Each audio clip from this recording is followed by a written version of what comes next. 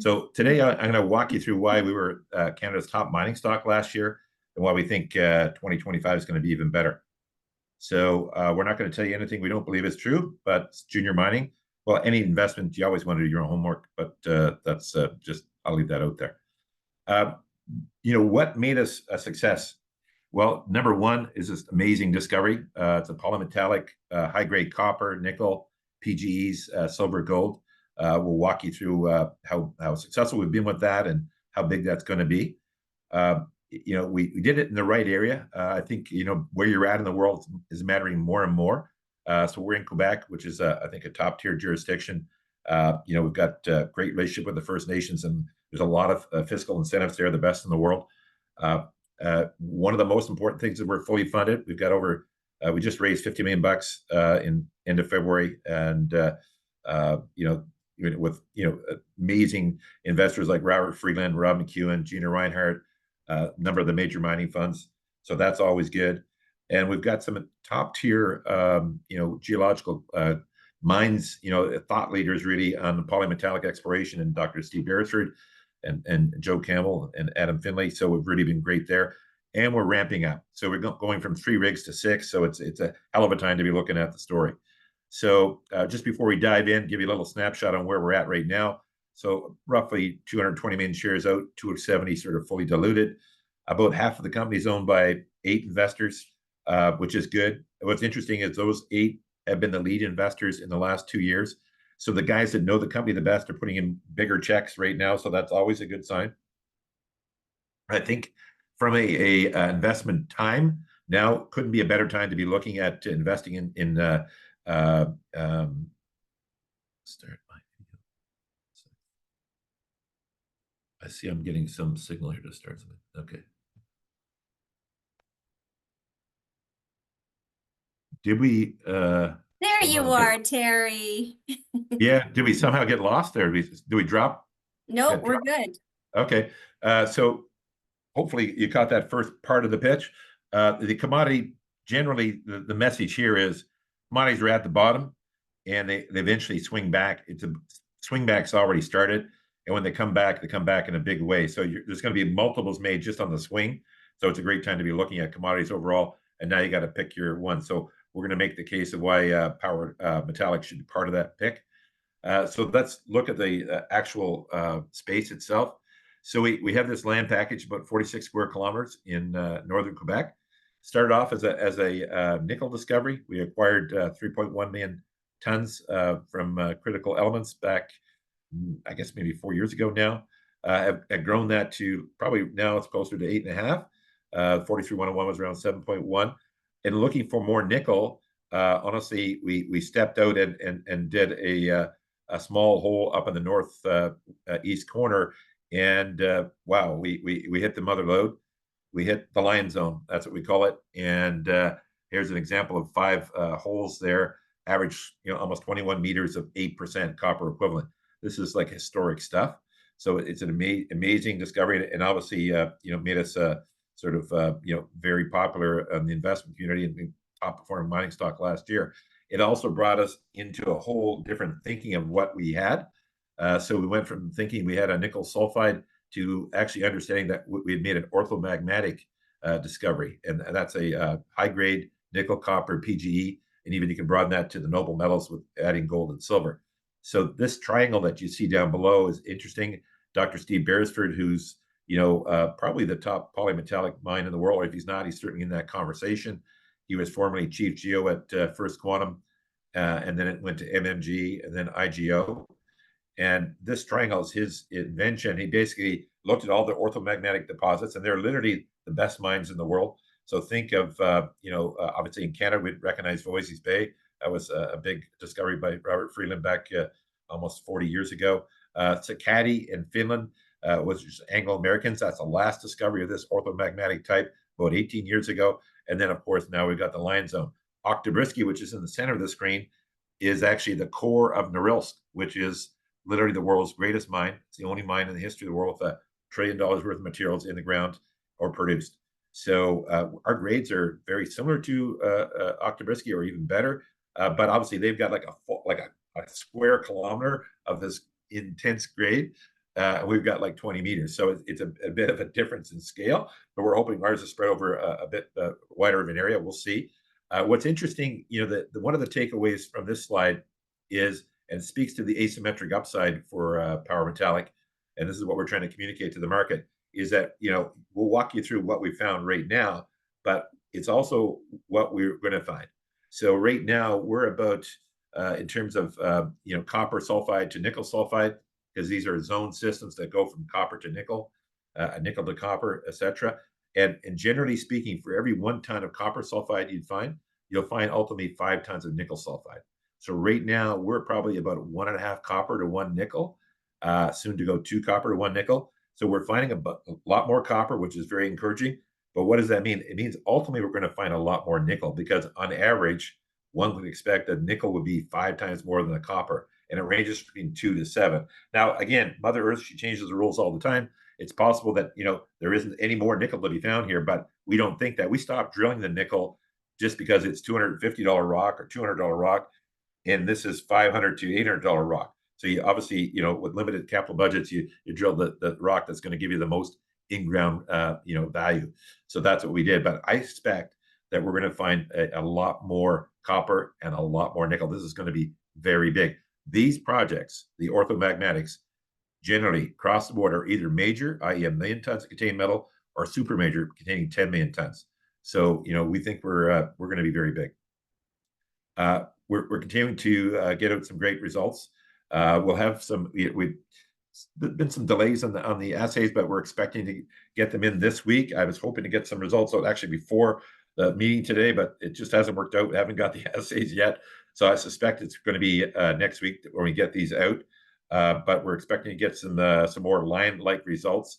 And one of the interesting things that we've been able to do at the line zone and is that we've been able to use a technique called borehole EM. So basically, this is when you put a tool down your drill hole, and it does an electromagnetic flash, and it basically identifies sulfide bodies that have metal in it that are within 150, 200 meters. So if you look on this screen, you see those blue things off to the left. These are plates that we've identified that we intend to follow up with drilling to see if they contain sulfides. So we've been very lucky. I would say that generally speaking, we're hitting on 50% of our drill holes where we're hitting the sulfides. Now, some of them are more commercial than others, because you never know until you actually drill them just exactly what you got. But it seems to be a very prolific area, and we're expecting to, the Lion Zone is one finger. I've been told by our geological team to think of our deposit as almost like if you look at your hand and you think of the palm of your hand as the base, that's probably where the nickel sulfide masses are, and the fingers are the Lion Zone and these other zones. So these polymetallic systems around the world, when they happen, they always have multiple zones, and these are very, high-grade zones. Some will be more coppery, some will be more precious metally, some will be more zinky. So we'd expect to find these ultimately in our exploration program, and that's what we're on the hunt for right now. So, as we move forward, right now we're gearing up from 3 rigs to 6. You can see sort of the expanse of this terrain. We'll be drilling from NISK, which is our nickel deposit down here on the left where the cursor is, all the way up to Lion, which is basically 5.5 kilometers. There'll be a string of holes that'll be drilled all the way up there, and we'll obviously be looking to find continuations of NISK and or Lion and add to we think these things are connected subsurface. That would make an incredibly long strike length. So that's one of the things we'll be doing. Obviously, as we add additional rigs, and they're gearing up right now, they'll start rolling next week. We'll roll 2 rigs next week, 2 weeks out, another 2 rigs, 2 weeks out, the final 2 rigs for the 6 rig deployment. And we'll be drilling basically from now until September 15th, when there's a moose break, take a break for a month for our Aboriginal partners, the James Bay Cree, to do their moose hunt. And then we'll basically come back in October 15th and drill until December 15th. That'll be the sort of the fall season. So we'll probably spend something in the neighborhood of $15 million or so, 15 to 20 in that period of time, drilling probably about 30,000 meters or so, 35. And so obviously that will create, that's much more than we've done in drilling yet to date. So if you could sort of arm wave and say between nickel and copper, we're probably, I would guess north of 20 million tons. Now, what will we find with the next round? Well, I suspect we'll find in my mind we'll probably find more than that. So it's going to be exciting from a what's coming next. More drill holes. The on the right hand side of that screen, you'll see some sort of holes that are to come. So we're expecting to get some interesting new results there that will extend the line zone deeper and fill in some of the gaps and start to get back to some more robust responses. Obviously the stock has done well. It's come off a little bit lately, just mostly because of the tariffs and the fear in the marketplace, and also because we stopped marketing because of the tariffs. And I've only just started in the last week to get out and sort of retell the story. And I'm in the U.S. today and speaking at an event down here in a couple hours. And generally speaking, it's I was in Boston the last 2 days and getting really good response from speaking to some of the major investors in the world. And critical minerals is really getting much bigger hearing now, thanks to the whole Fortress America concept that Trump is espousing. So having a critical mineral discovery in North America is going to be valuable. And you can see this. Obviously, last year we had a great run, and people say, "Hey, Terry, did I miss it? You're up $1, and I could have bought you at 20 cents, and I didn't. Should I find somebody else?" And I'm saying, you know what? I think it's a better risk return right now than it's ever been.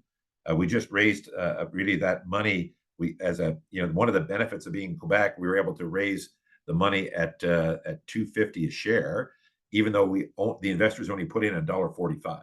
So we got that type of leverage. So we got the money in firm hands out of the gate, but we got $2.50 in cash. So right now, I think the stock was yesterday $1.10 or $1.11. So you're buying it at 30 cents cheaper than the smartest minds in money did. So it's a hell of a time to be looking at it, because when you make a world-class discovery, and we convinced this is, you're looking at 30, 50, 100 times. So this is, you missed the first dollar, it's the next 10 you should be concerned with. When we were out and we raised the money, these were the two slides that sort of did it. We sort of showed our valuation at the bottom of the polymetallic matrix, relatively speaking, where we're at relative to our peers. And then we sort of went, let's look at what they're doing in the ground and what we're doing in the ground. And you can see that, if you start to sort of do the math, Foran's a great company. They've done very well. We're probably trading at 20% of their value. And I suspect very soon we'll have a similar amount of metal in the ground as they do. Now, they're more advanced. They've de-risked it by going through pre-feasibility and feasibility studies. So there is that. They'll get an edge for that for sure. But at the end of the day, you get paid for metal in the ground. And we've found a lot of metal in the ground. We always felt after this financing, we get re-rated. And then obviously the tariff stuff sort of derailed that for a bit. But now that we're, sort of a bit more calmer in the financial markets, we're getting back out there telling the story. And we think this gap will shrink and that our company will get re-rated. And in addition, we're going to find a lot more resources, and that'll cause further re-rating. So it's an exciting time to be looking at us from a valuation perspective. As I said, we just raised the 50 million. This is the second time for Freeland to lead the round. He led the round last year. That was 20 million. He took half of that. And then Rob McEwen's his third time in. We got Gina Reinhart. We actually got 15 billionaires in the deal. Found them all one by one. And they all sort of, started to step in, and then they got in more aggressively as we continued to execute. And we've been really executing. And that's the key to our story. It's been an execution story. And we're so happy we're in Quebec. It's a phenomenal place to do business. It really is. We think it's the best jurisdiction in the world. We're biased, of course, because we're there. But the reason why we say that is there's three things that we love about Quebec. One is infrastructure. If you don't have it, you got to build it. And that comes out of your economics of your mind. So in this case, we don't have to build it. We're driving right off of Route North, right to the site, right to the rig. On our property, we have got hydro lines already. So we got power and roads right there. We're right beside Hydro-Quebec. We're 8 kilometers outside the town of Nemaska. Got a regional airport there. It's it's very easy for our crews to accommodate and to scale up there. So it's going to be one of the most economic places to build a mine and get it going, commercialized. The fact that we're in Nemaska means we're literally in the home of the James Bay Cree. We've been very fortunate to Quebec's done a great job of working with the First Nations. They share the royalties with them, so they feel like they're partners. We've got other programs that we're working with their partner as we advance forward.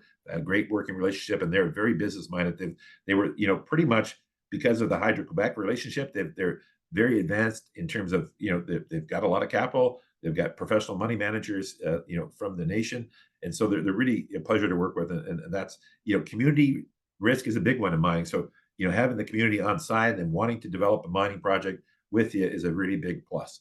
The third thing we like is what we talked about on the financing, where in this last round where we raised the $50 million, we did 80% of it at 283 a share and 20% at $1.45. So that would be what we would call flow through and hard. So the flow through was done at 283, and then the very next second we sold it for $1.45 to our the Friedlands and McEwens and the mining funds of the world at $1.45. So it permanently moved to the permanent hands day one, but the company got the benefit of the cash. So on average, we did that deal at a blended of 250. So you think about that, it's fantastic. A lot less dilution for our shareholders, and that's what investors in Power Metallic can look forward to is that we're to the extent we need to have further dilution, we'll be able to leverage these tools to minimize that. So that's good for you as a shareholder.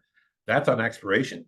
When we ultimately get to development, the same thing kicks in. So on the development, if this first phase costs $400 million, literally half of that would come in tax credits you convert to cash from the federal and provincial government. So it really not a better place in the world to do critical mineral exploration than Quebec. We talked briefly about Steve Beresford, obviously having him on town. He actually came from Western Mining. Western Mining is one of the iconic mining companies in the history of the world, Inco being another.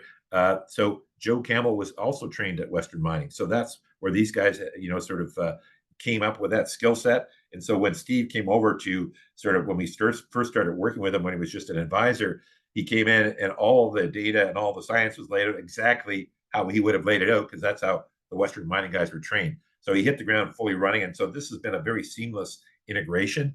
And we use GeoVector, and Joe and Adam are our partners there. And they basically are one of the top 2 or 3 geological consulting firms in the country. So they bring a lot of scale and size. So we pay them, and obviously it costs us more than if we had them internally, but not really because they're external.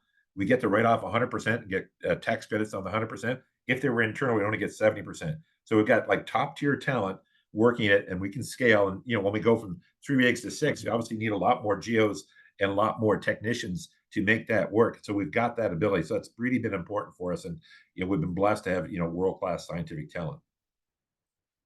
Met work is always a consideration, especially in a polymetallic. There's been some disappointments over the last couple of years. Chalice, I guess, is one. I think they're turning things around there, but they charged forward to a $2 billion valuation, but they ran into some problems with metallurgy. Their big thing was, I would say, their grade was low. Ours is a very high grade, and it's much more in liking in terms of style of the deposit to a Sudbury footwall deposit, where they had the Sudbury footwall deposits, which were high grade copper with PGEs, and those actually recovered very well. So we were using in our copper equivalent things sort of a 80% recovery rate. Ultimately, I suspect we'll get a lot more than that, but we'll prove it through getting a MET study out. We've done some preliminary work on that and expect to have this out more intel to the community in H2 and a full MET study maybe by the end of H2 or early Q1 next year. So our plan currently is not to do a 43-101 on the Lion Zone, simply because it's growing so quickly.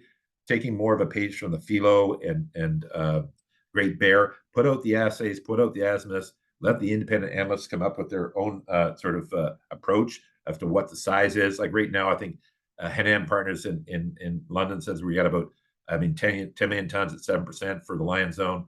We're comfortable with that. We think there's ultimately going to be more there, but that was in January. So there's some interesting developments there. We think as we go forward, it's obviously the resource that will drive valuation. So this is a look of sort of the property map and what we're doing there.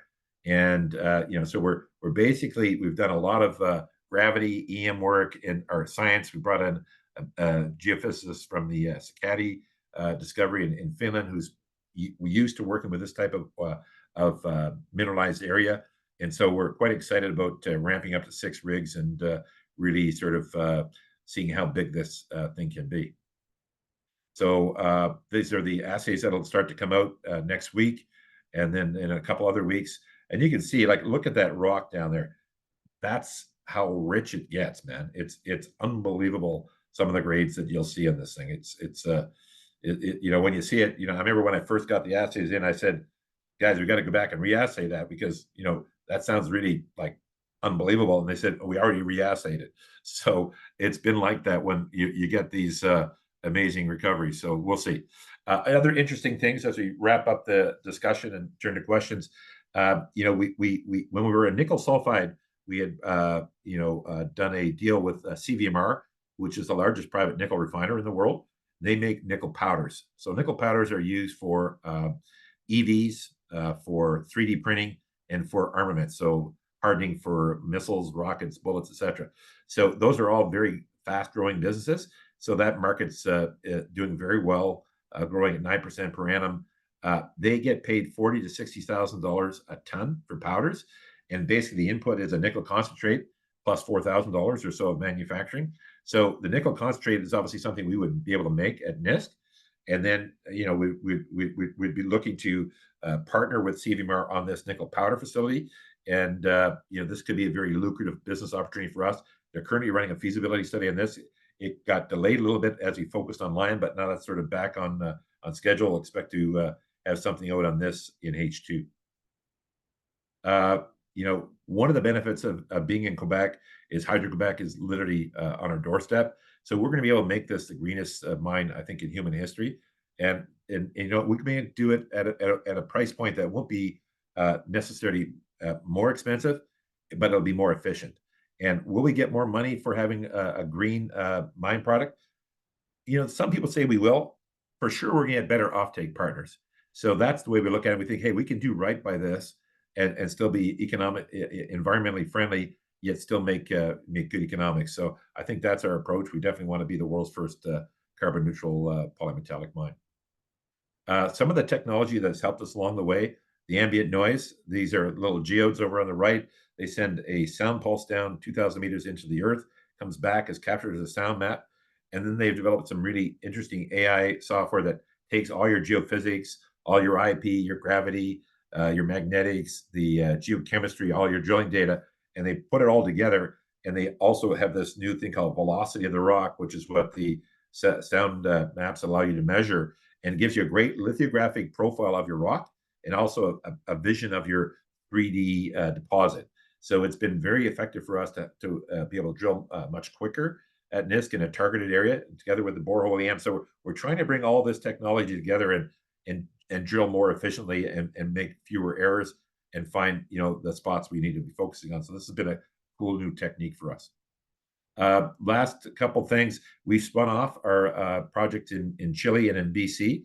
We'll be just listing this in July, and we still own 50%. Our shareholders, as of I think it was early February, own the other 50%. So it'll be an ongoing, we think, interesting bonus for them. We have a fairly major program from Fleet, which is the guys that do the ambient noise, those little geodes I just showed you. That gives us some reason to be very excited about the Chile exploration possibilities, which we'll get into in the fall.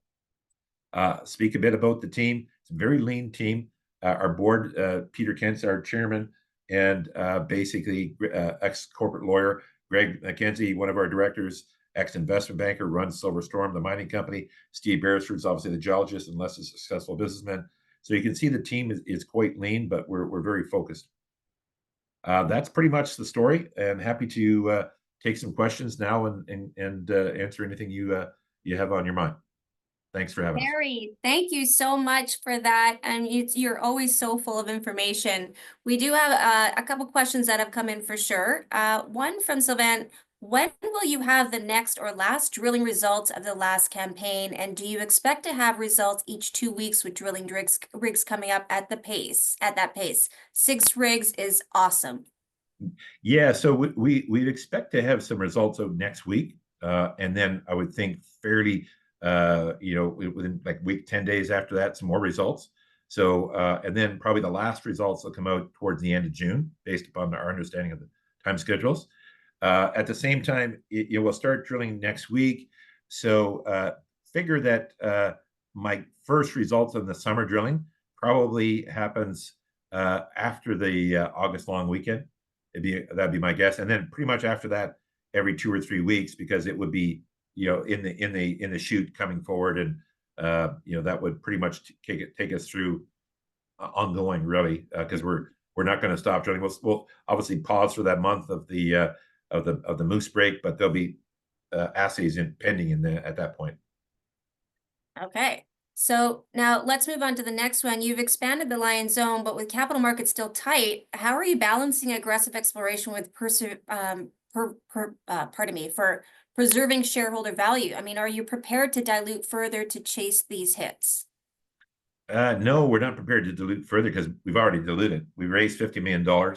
So we got given that money to go to and execute a program.